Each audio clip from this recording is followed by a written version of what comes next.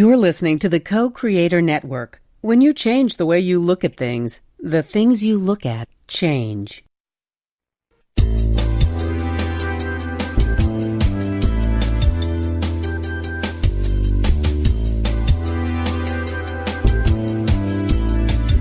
Good afternoon. Welcome to Why Shamanism Now, a practical path to authenticity, with your host, Christina Pratt, Director of the Last Mask Center for Shamanic Healing. She's talking about how shamanic skills can bring us to physical, emotional, mental, and spiritual well-being, especially when nothing else can. Now, here's your host, Christina Pratt.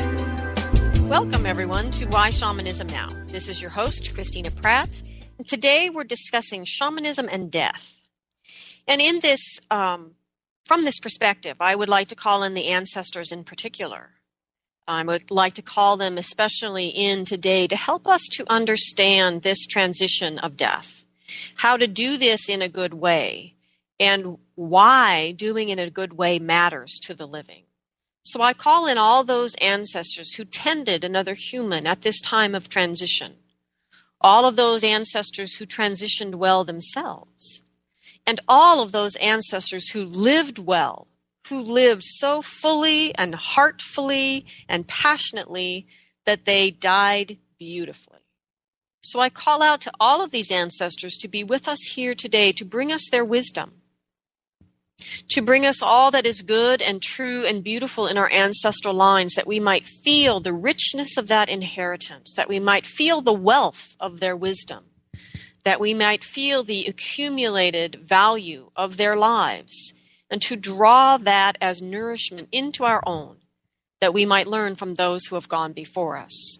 So I call out to these ancestors, yours and mine, to be with us here today, to circle round, to hold us well. And in the center of this circle of the ancestors, let us reach down into the earth and to give thanks to this most essential and oldest ancestor, she who was here before there were humans. We give thanks to her for the wonder of her dreaming. For in shamanic cultures, we believe that it was the dreaming of the earth who brought life to the planet. That is that dream that brings life, and it is that dream of life that birthed the dream of humans. And it is the dream of the humans who are our ancestors that brought us to the planet. And it is our dreaming that brings the descendants. So may we be wise and responsible dreamers. And may we give thanks to the earth and let her teach us in this way. Let her teach us how to be dreamers, to dream in a way that supports all life. Let us know this as our home and feel our connection to it, and feel our connection to each other and the interconnectedness to all things. And let us feel that sense of belonging that comes not only from place and time, but from the immortality that comes through humanity, for those who have gone before us, through us, and to the descendants. Let us give thanks for this miracle of life and our opportunity to be it here today. And from this place on earth, with our feet firmly granted, the ancestors circling round us, let us reach up to the sky, reaching all the way up to the highest power of the universe, and by whatever name you call this power, call it down. This power goes by many names, but at its core, it is the essence of blessing and protection and generosity.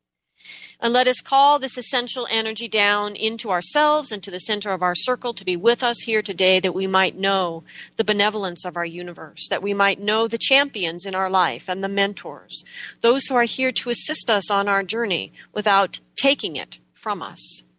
Let us feel all those hands at our back, all those who make the load a bit lighter, that we might feel inspired to truly do what we have come here to do. So with the sky above coming into ourselves and into our circle, and the earth below drawing up into ourselves and into our circle, and meeting together in that great love of earth and sky that births all life as we know it here into physical form, let us feel that energy in the center of our own selves, the heart, and call out to the energy of the heart to be with us here today and to do what it is designed uniquely to do, to merge the passions of the belly with the clarity of the mind, that we might know why we are here, and to use these proceedings today to inspire us to do what we have come here to do.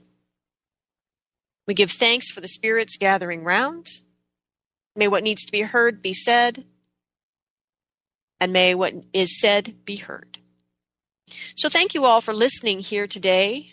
I do need to take a moment here and give thanks for those who allow this show to be here, available to all of you listening all over the world. I give thanks to those in Last Mask community, my own students, who have donated generously to keep the show alive. And also I want to give thanks, a special thanks, to Connell McClure, who has donated generously from Australia, and to all the other listeners who are donating to the show. If this show has been meaningful to you in any way, let us know.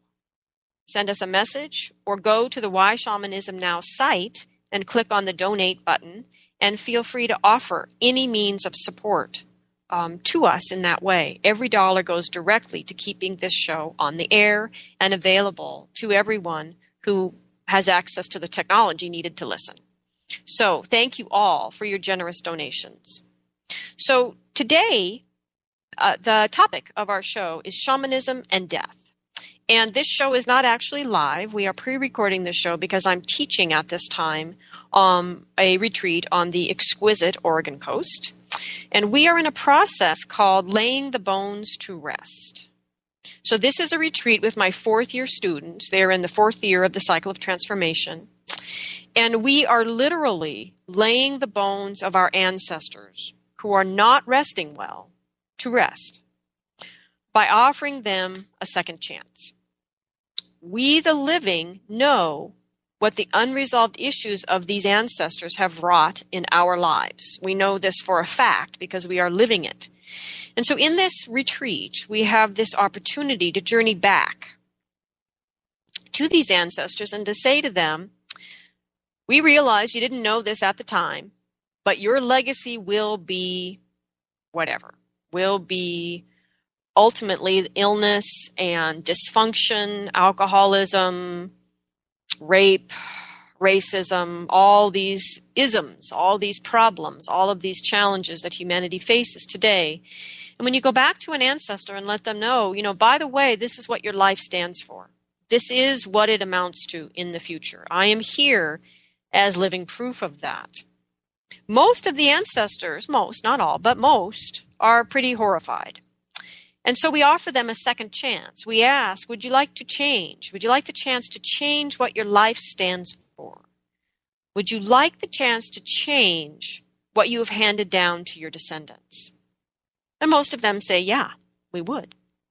And then, with the help of Spirit, we are able, through this process, to offer these ancestors, for a moment, the energy of our own free will so that change can happen.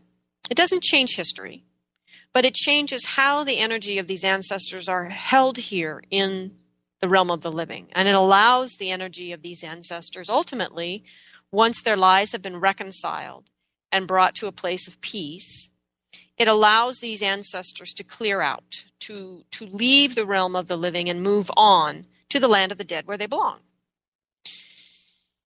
And I've learned a great deal about life from working with the dead. And that's really what this show is about today, is what have I learned? What have we, myself and my students, learned about life from our work with the dead? So for me, my first deep life, truly life-changing teaching from working with the dead came in the days following September 11th in Manhattan. For those of you that don't know, my shamanic life began in Manhattan, and my main client base has been in Manhattan for the last 20 years. And at the time that on September 11th, I was actually living in Seattle, but I was still traveling to Manhattan at that point 3, sometimes 4 times a year, and staying for a couple weeks and continuing to work with my clients and my students there, and then going back to Seattle and working on the Encyclopedia of Shamanism. And so this event occurred really days before I was planning to go to Manhattan anyway. And the issue then in air traffic kept me from traveling. So by the time we were able to fly out, I arrived in Manhattan on the 15th of September and began working not only with the clients that I had, the living that were there and had many new issues to deal with. But I started working with the dead to the best of my ability as one single humble person, just trying to do what I could to help. And in even preparation to help, I was doing journeys just going into the invisible world and the energy of Manhattan post-trauma, and just trying to understand, first off, what was going on and where might my abilities be best used. Because I really didn't presume that I knew anything. I was just trying to help. And in this journey, what had happened is that the amount of hatred and destruction, the amount, I can't even think of all the words to use, but basically this sort of quantum amount of damage done for hate-based reasons had created a great ripping and a tearing in the energy fabric of reality there, physical reality there, right in Manhattan. All of so many people dying so suddenly in one place. Not that there have not been as many people or more dying in war or traumas elsewhere, but I guess the point is this kind of thing happens. This just happened to be a traumatic event that I was witnessing, in a sense. So anyway, so I went into that work with the spirit world and just offered up the energy of my free will, because humanity's free will is enormously powerful in manifesting things and allowing things to change and to move. And so for the spirit world, having human free will energy available allows things to happen that the spirit world can't do on its own. And so I was basically just trying to learn and be helpful. And ultimately, at some point in this journey, I saw grandmother Spider Woman, who is a grandmother helping spirit energy from the stories of many different North American native peoples. And grandmother Spider Woman weaves the web that interconnects life in most of these stories. And so I was watching grandmother Spider Woman reweaving this web of physical reality that had been torn asunder. And she looks at me as I arrive and figure out what's going on. And she says, "You sure have made a mess this time." And I remember thinking, who, me? I mean, I wasn't even here. And she looked at me with this stare that was just like a knife jabbing me into the wall. You know, I was a bug on a pin, just with her gaze. And she said, "You, yes, you, all of you." And I was still confused. And she said, "Humanity, you have made a big mess this time." And again, it's not like she was saying this is the biggest mess that had ever been made by humanity. But she was saying that you, humanity, had made a real big mess this time. And that was the most important teaching that came to me in that whole time there working with the dead, is that it wasn't about us and them. There is no us and them. From the spirit world's perspective, there is only humanity, and we are one. And we can use our free will to pretend we're not as long as we want to, but it's not true. That the deeper energetic truth is and has always been and will always be that humanity is one. We are one in the eyes of spirit. And this fighting between religious sects or political powers or just this fighting of one group of humanity with another is no different than the fighting for life of cells in a body that is out of balance. That humanity is one body here on earth. And that was the most powerful teaching that came to me in working with the dead. The whole time I was there for a month working with the living and the dead and dealing with the ramifications of this event. But that teaching from grandmother shaped everything I did in that time. That nowhere was there the luxury of seeing any of this as being about the other. It was all us. Every moment of it, every bit of damage, every bit of beauty that came out of it, everything was us. that we are one. That was a big message. The next piece that I learned that was really profound for me at this time, because we also have to remember, I don't practice traditional shamanism. I practice authentic shamanism, but it is non-traditional. So I don't have a lot of people explaining things to me. So I'm pretty much learning everything the hard way. But one of the most powerful things I learned as I started to work with the dead and to help them to cross over in the process of getting out of the land of living and into the land of the dead, because the conditions around September 11th were the worst possible conditions for the dead actually realizing that they're dead and crossing over in a good way. It was a surprise. The people involved were not aware that they were at war. I mean, we can certainly argue now politically that we were at war and we should have known it, but we didn't.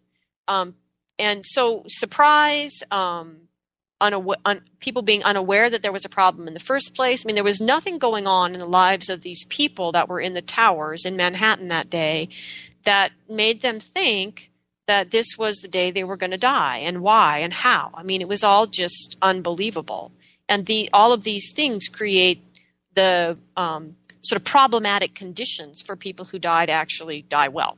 Okay, so with that said, so I'm helping the dead to cross over, which is the job of shamans. Traditionally, it's called psychopomp in contemporary literature, but it doesn't really matter what it's called. They've been doing it forever. Why? Because shamanic people understand that the presence of the dead in the realm of the living is problematic for both. The presence of the dead around the living is hard on us, especially the most innocent and the most vulnerable of us, those that have a certain amount of mental instability. We're all affected by the presence of the dead. The dead are meant to be in the land of the dead, happily, doing what dead people are supposed to do. And the living are meant to be here in the land of the living, happily doing what living people are meant to do. And when they mix, it's problematic for both. Okay, so again, on to the point. The point, one of the most beautiful things that I learned about how important it is that the dead go where the dead belong and the living stay here where the living belong, is seeing the very special and very particular spirit energy that extends to us from the invisible world to the recently dead, to assist the recently dead on their journey from this realm to the other realm. And that this spirit help is indescribably beautiful in all ways. The grace, the energy of what I would say heart, for lack of a better word, although this energy is absolutely not human. These spirit energies are not human. But what was most important for me to see, other than the incredible generosity of this energy coming to assist us at this important time of transition and transformation, not only was this energy abundant and truly the essence of compassion and care, and in that I think love, but this energy was utterly and completely undefined by religion. That it was universally available in exactly the same quality and quantity to every single person, regardless of faith or faithlessness or atheism or agnosticism or whatever. It didn't matter. That our relationship with spirit has pretty much absolutely nothing to do with religion. That's what I really saw, is that these energies from the invisible world that were such a gracious, compassionate gift from the invisible world to help us on this critical transition were without gender, without particular form. I think because I was human, I saw them in a somewhat human-like form, sort of more than human, greater than life-size form. But I'm not so sure. I mean, I think if I'd been a cat, they probably all would have been cats. I don't think that they are necessarily human. I believe that they take the shape that is most comforting to us in this time of transition, the shape that is least distracting from what it is that we need to do, the shape that will make us feel the most cared for in this transition. And so as people were crossed over from the land of the living into this realm where these beings could begin to assist them, they shifted so subtly as they greeted a soul, a human spirit, that of the dead. They shifted so beautifully and subtly. I had to really pay attention to even see it happening. From this very general being, they all were sort of the same in a sense, although enormous in their energy. As they would greet a person they were going to assist, they would subtly shift and become, sort of male or female, become an angel or, like a enlightened master, to become whatever it is that would make that person feel the most held, the most tended, the most cared for. It was astounding to watch. The compassion was heartbreaking in its beauty. To watch these beings so utterly unattached and untethered by form, to shapeshift so subtly and so beautifully to tend these frightened, confused humans. It was beyond words. And in this, I came to understand how important this transition is to get these newly dead beings out of this realm and on to the path to the spirit, to the land of the dead, for lack of a better term, where they can complete their journey and do what is right in essence for the real energies. Not what we think is right based on our religion or our philosophy or our attitudes about things, but what is right energetically, because the realms interconnect. All the different realms, I don't even know all the realms, but the truth is all the realms interconnect. They share energy that what we do here matters in many, many, many, many realms. And I saw how important this passing, this transformation is. Not just to the individual or the family connected by blood or by heart to this particular person's passing, but to the whole system. That beings of such magnitude and magnificence would so compassionately and so selflessly offer themselves to this process. It was unbelievable. And I came to understand as I worked with these beings and these people, these dead people, day after day, that this help is only available for a short period of time. And this is why cultures have traditions around death and funeral that have time frames to it. That these people, these beings are only available to the people for a limited period of time. That in other words, it's such an energy expenditure for the big energy system that runs everything to extend these beings to us to help, that they can't be available all the time. And they're frankly, normally, only available for about 4 days, which is why it's critically important that we die well, that we can be ready to let go of it all and cross within 4 days from the moment of our death, because that's the time frame that these beings are extended to us to assist us on that journey with their love and their compassion and their grace and their magnificence. And after that, we're on our own. And it's a rough journey on our own. And this is the piece the shaman has always tried to fill in for. But it's a lot of work for us. And it is effortless for these beings and effortless for the soul being transported when they go in a timely way with these beings. So this was a profound teaching for me to understand the importance of death and dying well and being ready to go when you go, and why it is that when people aren't ready to go when they miss that 4-day window, why they stay stuck here, because it's really energy expensive for us as the living to get them out of here after the fact. So that was a really profound teaching for me. So then, as I continued to work with the dead, then there was what I learned from the dead themselves. And one of the most depressing things I learned from the dead is that death doesn't really change anything for the dead. The dead, you are whoever you lived your life to be.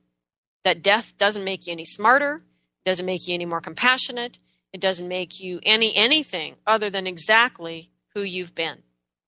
And now you have no free will, no creativity, no innovation, none of the energies of life to compensate for your own lack of development. And that was one of the hardest things to stomach, actually, as a human, to realize that nothing changes when you die. You are exactly who you are when you die at the moment of your death. It doesn't get any better. So what we wrought with our life, what we are, what we create with our life is it. This is it. And it is critically important then that we live well. The other thing that I learned, with that said though, there are people, partly it's because we have this thing about time. We always think there's going to be more time. We always think there's going to be that day that we can put those beliefs into practice. But at the moment, I need to go make some money, or I need to raise these kids, or I need to do whatever. And we put things off. But the other thing that we saw at that time with all of these just multitudes of dead people to work with is that there were people that did change at the moment of their death. So they still had enough life. They still had a connection to their own free will to transform. And there was an amazing story. I'm sorry, remember at the moment where it was published. But it was a woman who was flying at the time of this happening. So what that means is she didn't know it was happening until after the fact. And she was flying in an airplane somewhere, I can't remember where. And she fell asleep on the flight. And on this flight, she had one of those profound dreams, one of those dreams that doesn't feel like a dream, it feels like a kind of reality. And in this dream, she dreamt she was with a bunch of people who were trapped in a certain way, and the windows were the way out. And they realized that if they could become light, if they could let go of all that bound them, all that weighed them down in their life, if they could let go of these things and become light, that they could fly. And I think the play on word between light as in weight and light as in bright is apt here. And so what she saw was people leaping from these windows, and when they could let go of the weight in the moment of the leaping, that their souls lifted out of their bodies and flew up into a great sort of magnificence and generosity and compassionate energy above, and that those who couldn't quite let go of the weight just fell like stones. And this dream, she woke from this dream. I think she was in the process of leaping. I can't remember exactly the story. But the point is, she woke from this dream weeping, just inconsolable, weeping, because there was something about this dream that had been so real for her. And here she was flying in a plane, and it was all very confusing for her, and she was disoriented. And it was only later that day when she landed and they got caught up on the news and they found out about what had happened that she realized that she had been with the people who had leapt out the windows of the towers. And that it had been real, in a sense, not for her, but for them, and that she had somehow been with them in her dream. And so what this taught me was that we do have that possibility at the end to, while we still have a little free will at our fingertips, to let go, to release all that is undone, to forgive what needs to be forgiven, to settle our debts, to release people from their indebtedness to us, to allow our heart and our soul to soar free from that which is unresolved in our life. If we can detach from that, to let it go, to release it and surrender to the greater truth of who we are, which is that we are always free and light and magnificent. We always are the soul's purpose we came here to be. We're just stuck in the process of trying to live it. But if we can let that process go, then we can fly free. And that was another thing that was important to recognize, is that that moment of our dying is a choice. And that can be a very powerful choice. So as I continue to work with people, there's a way of working with the dead where you're essentially creating a bridge of rainbow energy that bridges from here in the land of the living to pretty much as far as you can go into the process of getting to the land of the dead if you're actually a living person. And it's a way to get spirits out of this realm and on their way into the spirit realm where they can be tended by spirit and make their way all the way to the land of the dead. And some people perceive of this bridge as this rainbow bridge is getting all the way to the land of the dead. Some people don't. It just depends. But it doesn't really matter for the sake of discussion here today. What was sort of funny to me in working with people at the site, at Ground Zero, was that this whole rainbow bridge concept didn't make sense to anybody because they didn't really understand death. They didn't understand where they were going or why they would get there. So this idea of crossing this bridge, it didn't resonate with anybody. And so I decided to work with what was in their brains. And so most contemporary people have a sense of dying and going up or down, I guess. And so I made an elevator, a rainbow elevator. I mean, it doesn't really matter. But the point is, people didn't get the bridge and they got elevators. And so we made this rainbow elevator. And this rainbow elevator was available for anybody who wanted to leave Ground Zero and rise up and go to where they could begin to resolve their life, connect with those amazing, magnificent beings that I talked about, at least for the first 8 days. They could connect with those beings and get help in crossing over. And when I could, I would be there, basically being the elevator operator, bringing people in and taking them up and letting them off at the top and connecting with the spirit help that would help them and, doing this day after day. But what was interesting is what I found in that is that people were really ignorant of death. People really do believe that, the things that are guaranteed in life are death and taxes. And that death is some easy thing that you just die and it's all taken care of and you have no more responsibilities after that. And that's really problematic because you actually have to get out of here. Yeah, there's a path. You have to do stuff. And if you're not able, as the people who, in the woman's dream, the people who were able to let go of being a human and reach up to the spirit world and become spirit and accept that spirit help in the moment, if you're not able to do that in the moment, it's hard work. And so what was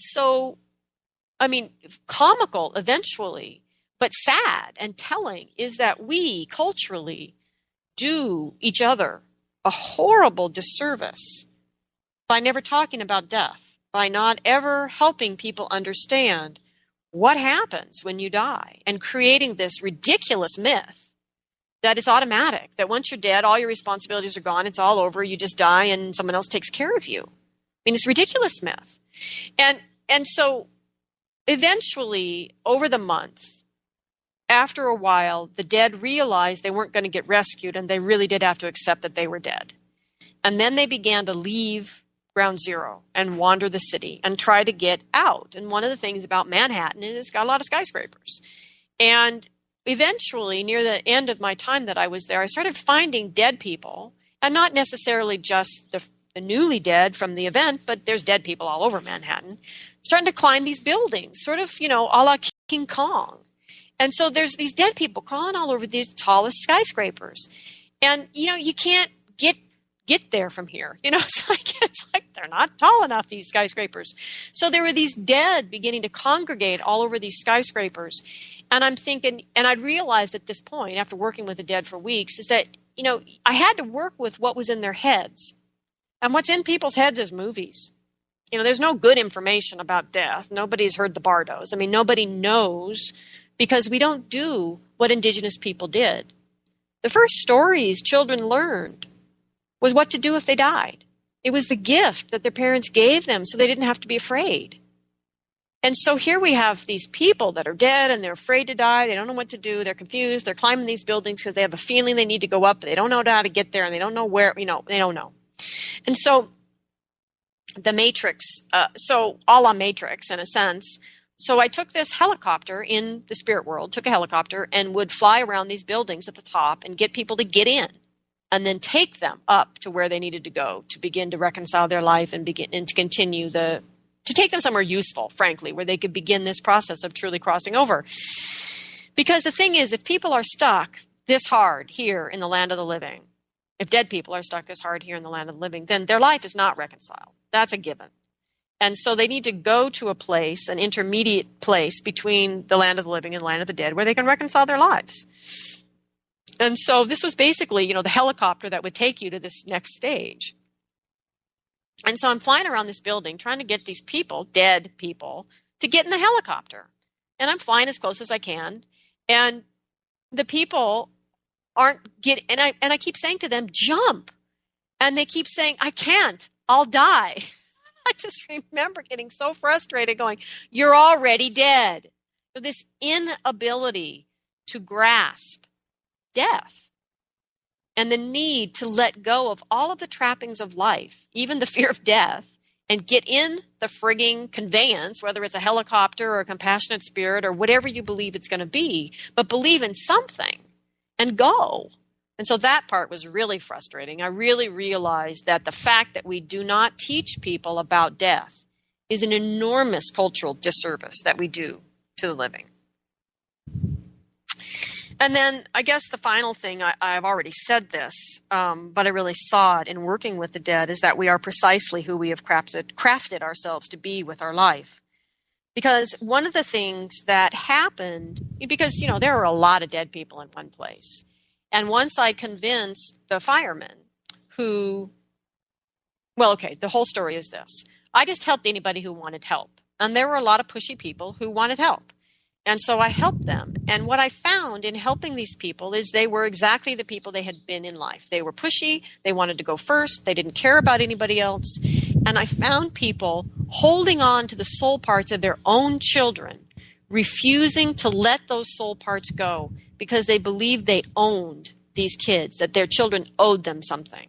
And this refusal to let go was not only keeping the dead person from crossing over completely, but it was damaging the lives of their own children. I mean, these are parts of their own soul, for God's sakes. And no matter how much I tried to educate these people and help them understand the right thing to do, these people believed what they believed.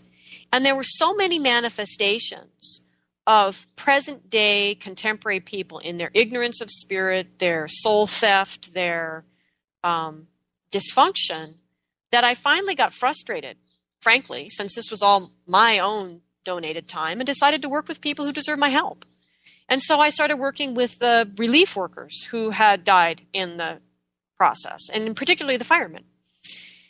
And so then in working with the firemen, what I found is that they were all still waiting to be rescued and this was 2-3 weeks into it, because they believed so strongly in each other and in their ability to be heroes. In the best sense. I don't mean that in any negative sense at all. And so it took a while for me to convince them that they were, yes, indeed dead, and that it had been weeks, and because of course there's no time for them, and that they weren't gonna get found. And it was easier to convince them, or it was easier to get them to be willing to not be dead, to be stuck anymore, by giving them a job. And so basically I asked them to help me with the rest of the dead. And of course they were willing to do that in a heartbeat. And so the firemen, the spirits of the dead firemen, helped me for a while to continue to convey people up the rainbow elevator. And other firemen were at the top receiving people and connecting them with spirit help. And the firemen were very, very helpful, not only in finding all the other dead firemen, but in assisting others who were willing to go. And so that was a positive sense of, I really saw how those people who cultivated loyalty and service and belief in, helping each other as a group, that those people had those qualities at death. There are some stories about some of the fire chiefs or captains and their commitment.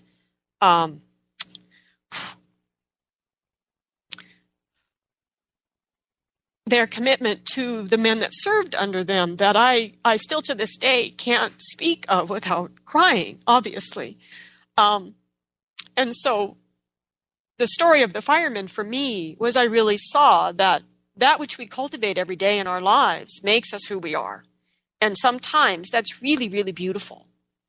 And this was put into this really sharp, contrasting counterpoint to this other person who, and in death, was really pretty horrifying. He was miserly and greedy and mean.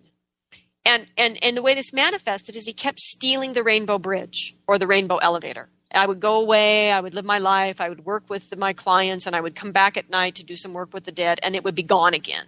And it would always be this person who kept stealing it. And I finally had a confrontation with this spirit, because I was trying to be compassionate and helpful, but dang it, this was getting old. And I said to him, give this back to me. And he looked at me and he said, with these eyes that were absolutely empty of any fire of love or compassion or humanity, he looked at me and he said, I was a miser and a greedy cheat in my life. Why would you expect me to be anything different now? Fuck off. I mean, he was so mean to me, cussing at me, stealing my rainbow bridge because it was the hottest commodity down there. I mean, it was the value that was there in this realm of the dead, in this, ground zero place of the dead. It was the thing that was of value. And he kept stealing it.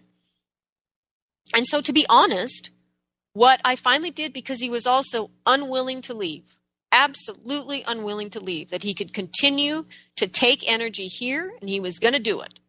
And that there was nothing that I could do at that time to convince him otherwise. And so finally I just trapped him because he was so damaging to my efforts to try to help people. I just trapped him. I let him free before I left, but I was so irritated and frustrated dealing with this guy.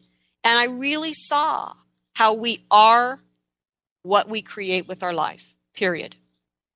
You don't get any better or frankly any worse when you die. It's no different.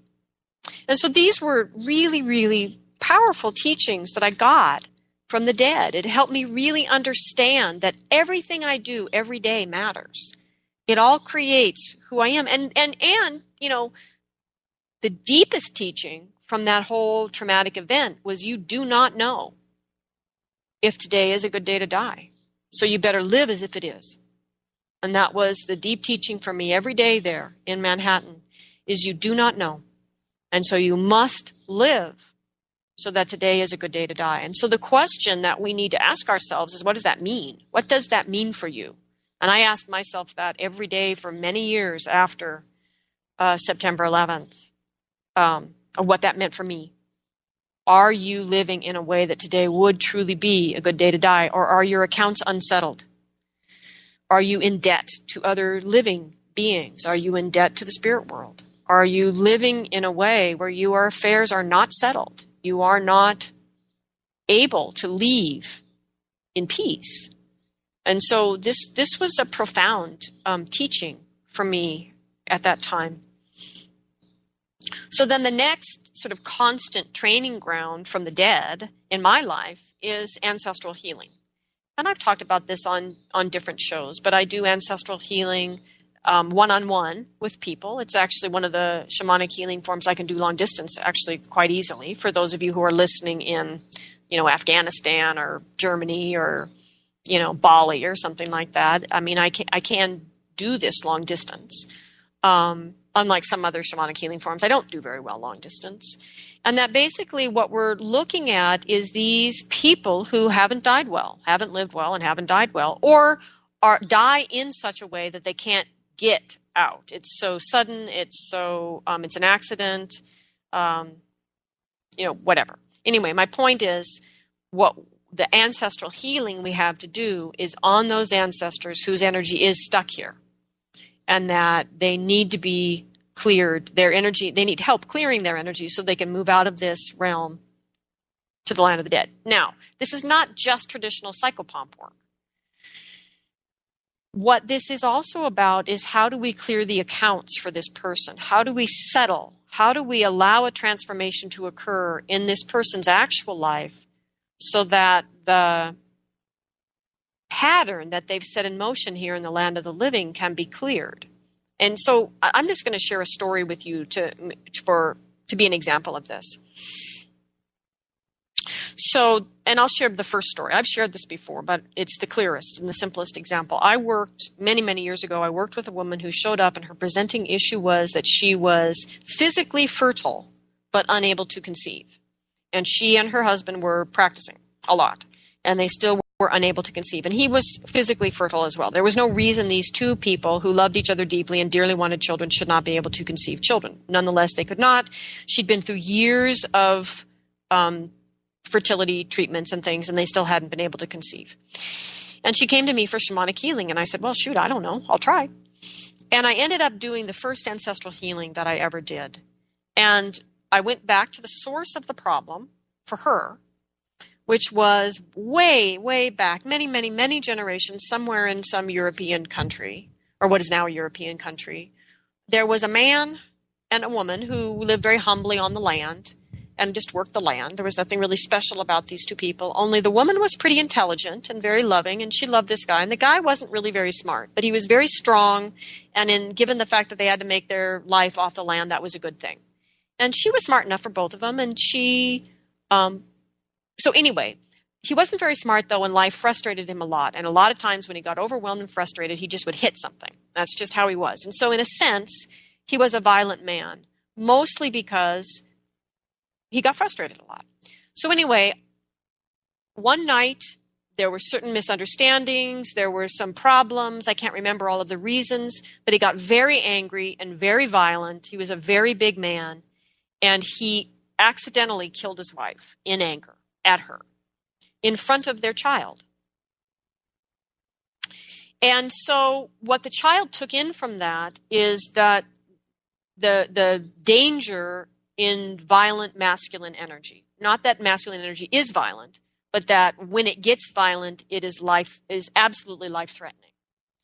And over the generations, as this pattern got handed down, and it twisted and turned and got handed down, by the time it reached this woman's generation, essentially her ovaries were refusing to bring life into the world out of the fear of this violence. And that in clearing this ancestral pattern, giving this man a choice to undo what he did and crossing the man and the woman and the infant all over where they belonged, and bringing reconciliation and peace to this simple human story that was frankly an accident, and then clearing that energy out through the line to the living woman, that within, I think, 12 or 13 months, I received a birth announcement that they had not only conceived, but had given birth to a beautiful, healthy child. And so I thought of her as a miracle baby. But the more I worked with the ancestors, the more I realized this will be normal if we can just do this work, if we can just clear this energy. And what I've learned from working with the ancestors, one, is that there is hope, that in this way we are able to heal these lines that get handed down through the family, not only of potentially able to heal. If this is at the root of the problem, not only handing down things like alcoholism or addiction or misogyny or, racism or whatever things get handed down through the line, but also illnesses that are hereditary or potentially changeable through this work. There was a woman whose depression ended up being a pattern, a belief about the world handed down by her ancestors, that the world was that the world was gloomy and depressing, and then you died because of their life in a particular place and struggling with weather and famine and basically a really hard life, and they didn't live very long, and that's pretty much what they thought the world was, and that belief got handed down. And so her depression was really, what was at the root of her depression was this deep belief about reality that her ancestors had handed down. And so even things we consider illnesses, if they're handed down through the ancestral line, there is the potential that they can be cleared through clearing these unresolved ancestral patterns. And so this is the hope for ourselves and our descendants. The issue is this energy is not that easy to clear. You can't just learn to journey and go do it. The other issue is, at this time, the thing I've learned from doing this work is that the balance has tipped, where those unresolved patterns are beginning to run over us now. There's so much that is unresolved, and we are so unable to not be hijacked by them that they're picking up momentum. We're kind of tipped on the downward slope now. And so it's very important that we begin to deal with this. We need to get at it. The hope is we can do it, but we do need to get at it. And so some of the main things that we've learned from working with these ancestors is the first thing is everything matters. That the warriorship, the daily warriorship it takes to complete things, to bring closure to the matters in our life, to live in a way where we settle our accounts, to be willing.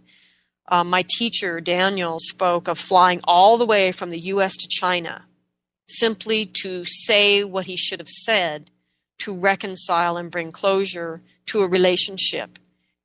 So it's really understanding how important it is to complete things, to bring closure, to settle matters, to try to reconcile our life. Reconciling for me means it's brought to a kind of peace. It doesn't mean everybody likes each other. It doesn't mean you want to talk to the person again.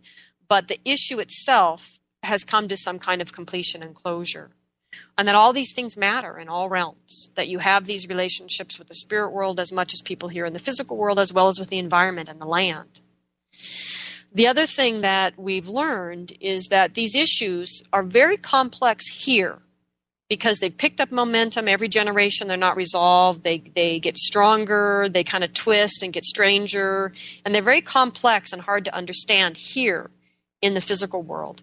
But that every single one of these patterns, well, almost every single one of these patterns, the gross majority of them, go back to a person in a very different situation, time-wise, but a person just like you or me, exactly like you or me, who had a really, really bad day in a really challenging situation and caved and made the wrong choice and didn't use whatever life remained to undo that. And so that's an important thing to remember, that at its source, most of these patterns are easily transformable. The other two main things that we really learn from doing this work is that what ties us here mostly is unexpressed emotions, unfelt feelings, our unwillingness to live in and be clear in our emotional body, that it distorts people in life, which we know, but it distorts us in death, and it holds us here. And one of the big things culturally we find, as culturally meaning Westerners, people from Western schools of thought, is we have a particular inability to express grief, judgments around grief and how to express it. And this in particular hijacks life as well as death, and it holds us here like no other emotion does. And so I wanted to share quickly, as we're coming to the end of our show here today, a quote by Wayne Mueller. If we follow what we love, if we live deeply and attentively in this moment, we will not feel bound by regret at the moment of our death.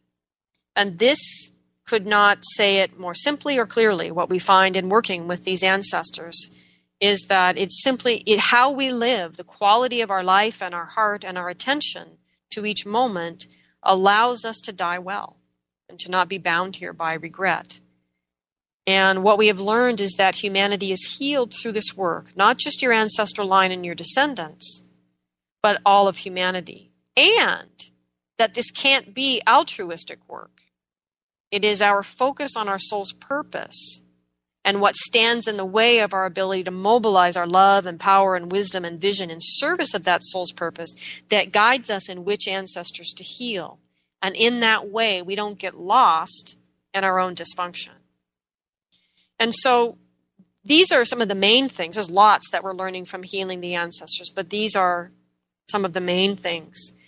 And I guess the piece that has been helpful for myself and for my clients is what we learn in the very first year of the 4-year training is to embrace death as an ally. And to understand, like for me now, if I have a question about living my life fully, I don't bother with anybody but death. I just journey straight to death and I ask death, because death, I've come to realize that death is absolutely the expert. As an archetypal being, as a helping spirit, death is an expert in living fully. And that is what death as an ally means. It means living, doing what you would do today, asking yourself, what would you do today if you knew you were going to die tomorrow? Living so that today would be a good day to die, that you know that you have done in some way what you've come here to do, that this is the great value of death as an ally. And that in shamanism, one of the things that we see, and I see this in people when they go into a great fear of death, is that death is stalking them, not to kill them, but to get them to live. And this is a very it's a very paradoxical thing for the Western mind to grasp. It probably makes more sense to those who are in a more of a Taoistic perspective, a yin and yang perspective of things. But what I find almost always when a person feels like they're being stalked by death, when they're not remotely close to dying, when they're being stalked by death is trying to invite them to live, is trying to offer them the assistance death has to help us to kill off that part of ourself that is keeping us from truly living. And one of the quotes that I actually keep on my desk all the time is that death is only one of many ways to lose your life. The dangers of not doing what you perceive of as your destiny are greater than anything else. This is Alva Simon or Simone. And this is what we learn in working with death shamanically, is that death shows up to remind us to live. And if death is stalking you, if you are overcome by a fear of death, it's because you're being given an opportunity to have expert help in killing off the part of yourself that is keeping you from your destiny. And this, to me, is the great value of death. And so there are many paths we could go today in this conversation, but it would go on much longer, speaking of death as the ally and all of the ways we can work with this in shamanism, and also speaking about death and the value of death from the more of a Taoistic perspective of yin and yang and the kinds of things that Lao Tzu and others speak of in their writings. For example, when I let go of what I am, I become what I might be. This is a quote or a translation from Lao Tzu. Another one that I have on my desk is mourn your victories. And Taoistically, that's talking about understanding that when you have expressed something fully, it's now dying. So let it go and move on to the next thing. So for me, what this all comes round to is that it's all about movement. It's all about being constantly in the transformation and the movement from the woman that I am to the woman that I could be. And to approach that not as a great black or white, life or death perspective, but as a dance. And that for me, it's always a dance between dynamics, between what is living, what is expressed, and what is now dying, and letting that go, blessing it, having thanks for it, and letting it go, and calling up the next thing. And that for me, this is like dancing. And so I wanted to close here today with a divine invitation by Hafiz, translated by Daniel Ladinsky in I Heard God Laughing. So again, this is called a divine invitation. And I believe that this is the essence of what I've been trying to say here today. You have been invited to meet the friend. No one can resist a divine invitation.